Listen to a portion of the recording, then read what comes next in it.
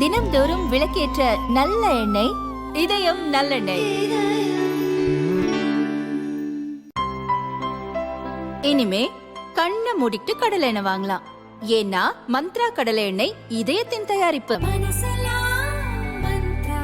சென்னை தாம்பரம் விமானப்படை தளத்திலிருந்து 2016 ஜூலை 22 இந்திய விமானப்படை விமானம் AN-32 அந்தமானுக்கு புறப்பட்டது.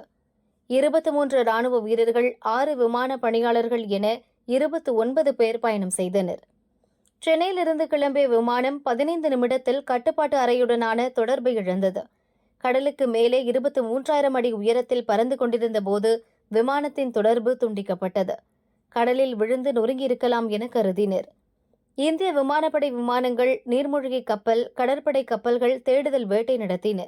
சென்னையிலிருந்து 150 நாட்டிக்கல் மைல் வரை தேடும் பணி நடந்தது. ரேடார் சேட்டலைட் மூலம் தேடியும் விமானத்தின் பாகங்கள், அதில் பயணித்தவர்கள் தகவல்கள் என எதுவும் கிடைக்கவில்லை. 2 மாதத்துக்கு பின் செப்டம்பர் 15 தேடுதல் பணி கைவிடப்பட்டது. விமானத்தில் பயணித்த 29 பேரும் இறந்ததாக அறிவிக்கப்பட்டது. கிட்டத்தட்ட 7.5 ஆண்டுகளாக இந்த சம்பவம் மர்மமாகவே இருந்தது. இப்போது அந்த மர்ம முடிச்சு அவிழ்ந்துள்ளது. தேசிய கடல்சார் தொழில்நுட்ப நிறுவனம் சமீபத்தில் அனுப்பிய நீர்மூழ்கி வாகனம் பதிவு செய்த படங்கள் ஆய்வு செய்ததில் மாயமான விமான பாகங்கள் இருப்பது தெரியவந்தது.